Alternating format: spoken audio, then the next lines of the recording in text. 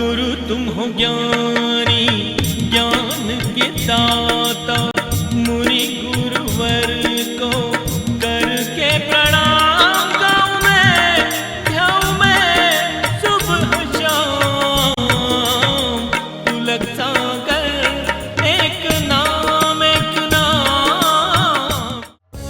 इस कार्यक्रम के प्रसारण पुण्यार्जक परिवार हैं श्री सुधाकर जी अग्रवाल, जितेंद्र कुमार सुधाकर जी अग्रवाल, ट्रस्टी जिन शरणम तीर्थ, संरक्षक पुलक मंच परिवार श्री रामपुर, सौभाग्यवती प्रिया जितेंद्र कुमार अग्रवाल, अध्यक्षा पुलक मंच परिवार श्री रामपुर, राष्ट्रीय शिक्षा मंत्री पुलक मंच परिवार, संयोजिका जिन शरणम छात्रावास, अध्यक्षा आचार्य शांति सागर पाठशाला श्री रामपुर, कुमारी समृद्धि चिरंजीव सार्थक अग्रवाल परिवार श्री रामपुर, जैन एग्रो इंडस्ट्रीज, निर्माता कॉटन सीड ऑयल और एग्रो उत्पाद, plot number A180 MIDC Shri Rampur, जिला अहमदनगर, महाराष्ट्र।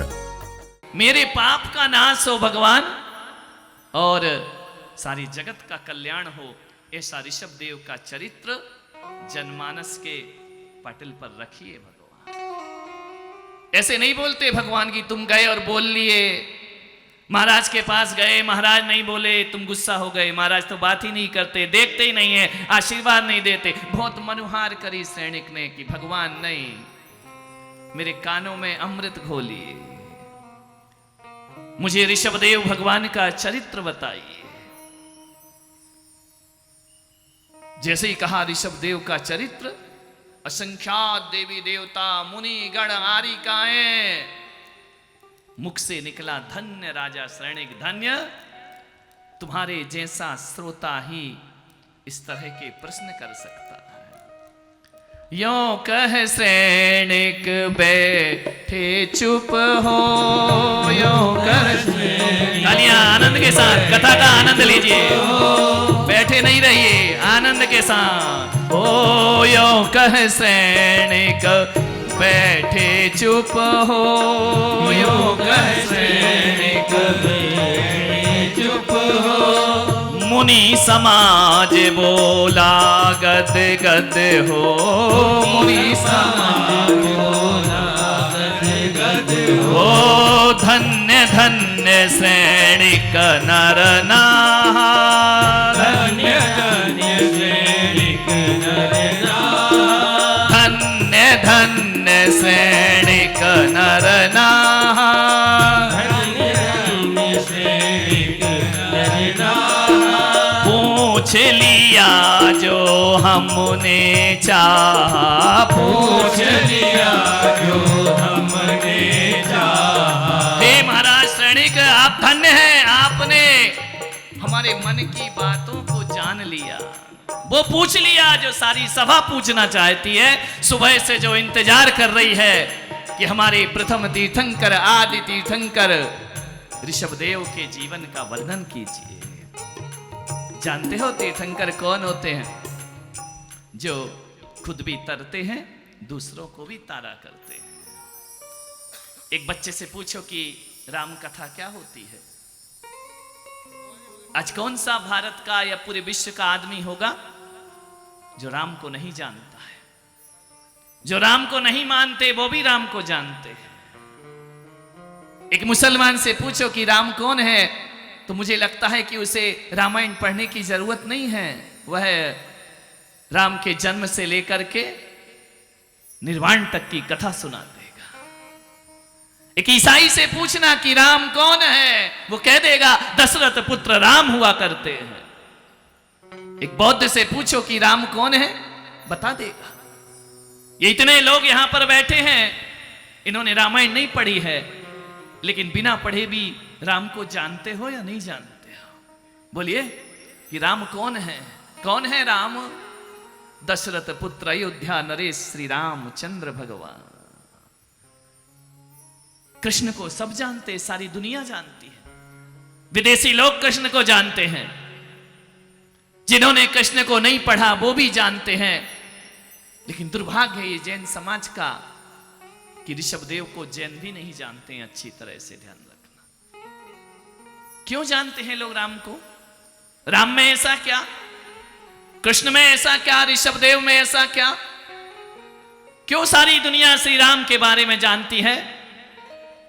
क्योंकि वैदिक परंपरा ने जगह जगह पूरे दुनिया के कोने कोने में टीवी का कोई भी धार्मिक चैनल उठा करके देख लो, सैकड़ों 200 250 साधु राम कथा कहते हुए मिल जाएंगे। ध्यान रखना है, इतनी बार रामायण देखी, इतनी बार राम लीलाएं देखी, इतनी बार राम के बारे में सुना है कि हमें अब राम को पढ़ने की जरूरत नहीं होती है। तो उदयपुर वालों में पुलक सागर ने भी सोचा कि यदि राम लोगों के रोम रोम में बसाए हैं, हमारे भी हृदय में बसे हैं, तो मेरे ऋषभदेव भी लोगों के रोम रोम में बसना चाहिए, वह भी लोगों के हृदय हृदय में पहुंचना चाहिए। यदि ऋषभदेव की कथा नहीं करोगे, ऋषभदेव को कौन जानेगा इस धरती पर। इसलिए मैंने इस कथा की शुरुआत, विधिवत शुरुआत यदि की तो केसरियानाथ ऋषभदेव के चातुर्मास से शुरुआत इसकी की। आज राजस्थान में तीसरी कथा हो रही है, डूंगरपुर कथा हुई, अब यह उदयपुर में आयोजन हो रहा है। मान्य जाने, मैं भी जान चाहता हूं कि मेरे ऋषभदेव को सारी दुनिया जाने। बहुत बड़ा योगदान है। वेद पुराण भागवत आदि हिंदू वैदिक ग्रंथ कहते हैं कि सृष्टि पर सबसे पहले कोई प्रजा पालक हुए तो ऋषभदेव भगवान सबसे पहले इस धरती पर प्रजा पालक, जिनके एक पुत्र से इस देश का नाम भारत होता है, उन्हें लोग भूल गए, उन्हें विस्मृत कर दिया लोगों ने। जिन्होंने भारत नाम दिया उन्हें ऋषभदेव भगवान को भूल गए लोग। मैं पुलक सागर, मेरा इतना सामर्थ्य नहीं, लेकिन इतना पुरुषार्थ करता हूं कि जीवन की अंतिम सांस तक ऋषभदेव के चरित्र को लोगों के सामने रखते रहूंगा, लोगों के हृदय में उन्हें पुनर्स्थापित करूंगा। हमने मूर्तियों की स्थापना की, हमने मंदिरों की स्थापना की, हमने बड़ी बड़ी प्रतिमाएं तो रख दी, लेकिन ऋषभदेव का चरित्र लोगों के सामने नहीं रख पाए। चित्र तो बहुत रखे, चरित्र नहीं रखे। उदयपुर वालों, क्या मेरी सोच में, इस अभियान में तुम्हारा साथ होगा? क्या आप चाहते हो कि हमारे ऋषभदेव पूरी दुनिया के आराध्य बने? क्या आप चाहते हो कि सारे लोग ऋषभदेव को जाने पहचाने? तो मैंने इस विधा की शुरुआत की। जब कथा पढ़ने से राम जन जन के आराध्य बन जाते हैं, तो भगवान ने तो मुझे कंठ भी दिया है, बुद्धि भी दी है, ज्ञान विवेक भी दिया है, तो मैं क्यों नहीं अपने ऋषभदेव को राम की तरह सारी दुनिया में पहुंचाने का हम प्रयास करें। कथा का मुख्य उद्देश्य यही है। लेकिन अकेली तालियों से ऋषभदेव जन जन में नहीं पहुंचेंगे। कपड़े की दुकान में बैठ के कपड़ा नापने से भगवान ऋषभदेव जन जन में नहीं पहुंच जाएंगे। होटल में जाके कमरे बुकिंग करने से ऋषभदेव सारे जगत में नहीं जाने जाएंगे। दुकान पे बैठने से नहीं जाने जाएंगे। उदयपुर वालों, यदि ऋषभदेव के लिए समर्पित हो तो सुबह 2 घंटे और शाम 2 घंटे शाम को ऋषभदेव के लिए देने का प्रयास करिए। ध्यान रखिए, किनके बीच कथा करेंगे हम? जैन ही ऋषभदेव का नहीं सुनेगा चरित्र तो कौन सुनेगा? ऋषभद्रोही मत बनो, ऋषभदेव भगवान के विद्रोही मत बनो कि कथा चल रही है, हमारी दुकान चल रही है, छोड़ दो दुकान। मैं पुलक सागर कहता हूं, ऋषभदेव केसरिया जी में जिन जिन ने दुकानें छोड़ी ना चातुर्मास में, आज भी वो सब भक्त मेरे कहते हैं महाराज 4 महीने का घाटा 4 दिन में पूरा हो गया। यह आशीर्वाद ऋषभदेव का हमको प्राप्त हुआ। यदि हम ऋषभदेव को जन जन के सामने लाते तो हमारे तीर्थों पर इस तरह के उपसर्ग नहीं हो रहे होते, हमारे तीर्थों पर कोई अधिकार नहीं जमाता। लेकिन नहीं, हमने केवल अपना सोचा, ऋषभदेव को नहीं चाहा, ऋषभदेव से चाहा है। निवेदन है आपसे। सैनिक ने कहा कि महाराज मैंने अपराध किया, मैंने एक मुनि का अपमान किया। मुनियों ने कहा कि जाओ भगवान से प्रायश्चित कर लो। अज्ञानता में, भूल में तुमने यशोधर मुनि के गले में मरा हुआ सांप डाला। ये कहानियां तुम्हें मालूम नहीं। रानी चेलना जिन धर्म की अनुयायी, सैनिक बौद्ध धर्म का अनुयायी।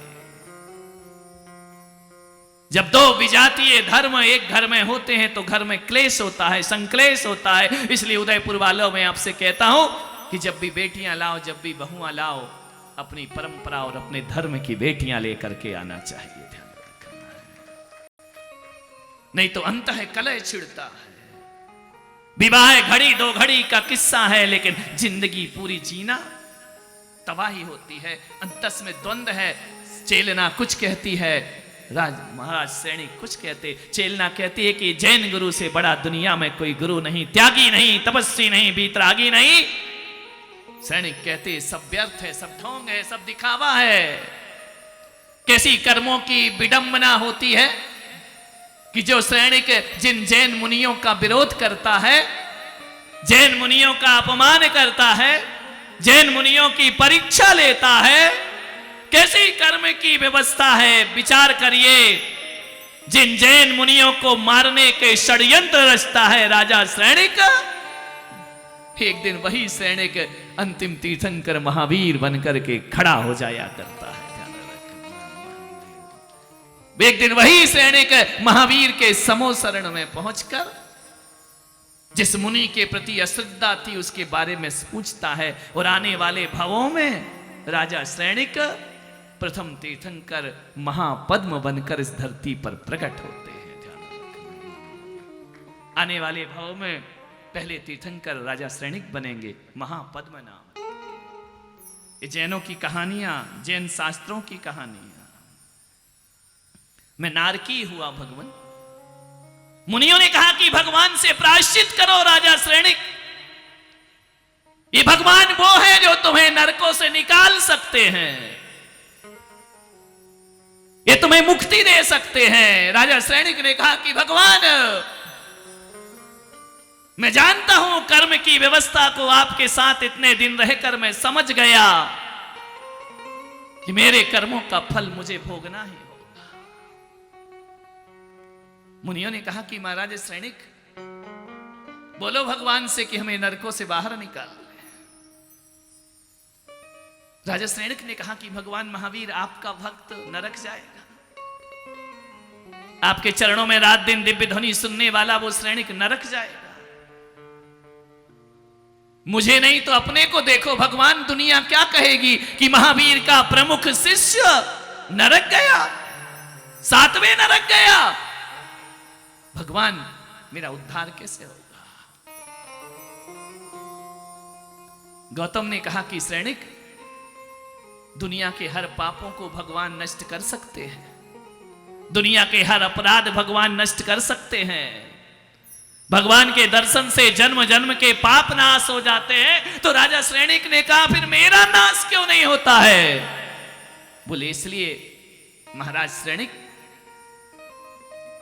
जो पाप घर में होते हैं, व्यापार में होते हैं, बिजनेस में होते हैं, संसार में होते हैं, जगत में होते हैं, उन पापों का नाश भगवान कर देते हैं। लेकिन तुमने ऐसा पाप किया है, एक घोर मुनि का अपमान किया है, और मुनि के अपमान का जो पाप का दाग तुम्हें लगा है महाराजा सैनिक, मुनि हत्या, मुनि वध के विचार, मुनियों के प्रति दुष्प्रभाव, इसका फल महाराज सैनिक नरक के अलावा कहीं नहीं धोया जा सकता है। एक कर्म वही जाकर धुलेगा। महाराज भगवान महावीर भी तुम्हें इस अपराध से मुक्त नहीं कर सकते। उदयपुर वालों, जीवन में सब कुछ कर लेना, जीवन में हर तरह के कार्य कर लेना, हर तरह के व्यसन और पाप कर लेना, लेकिन कभी भी जिंदगी में अपने कैसा भी क्षण आ जाए, संतों की कभी बुराई और उनकी निंदा अपने जीवन में। महाराज सैनिक को भगवान महावीर भी नहीं बचा पाए।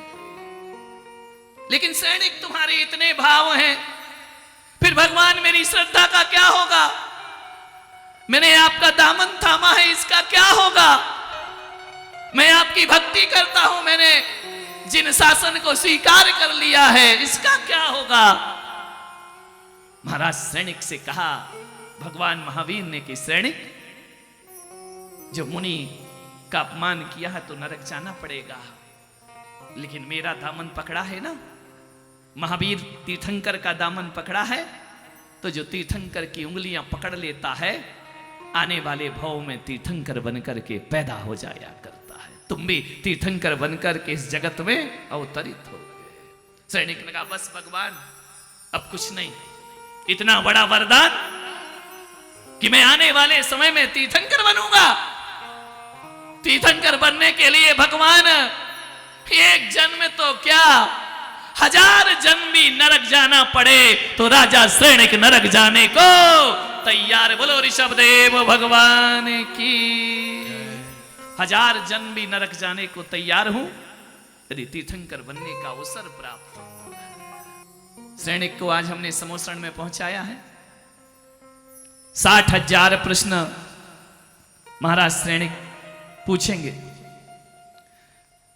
हे श्रेणिक क्या पूछना, कैसे तुम ही समर्थ किया समाहित प्रश्नों में पूर्ण पुराणिक अर्थ। तुमने एक प्रश्न में पूरे जैनागम के पुराणों को हम जैसे उदयपुर वासियों को सौंप दिया। महाराज श्रेणिक तुम्हारा एक प्रश्न जैन दर्शन का दर्शन कराता है।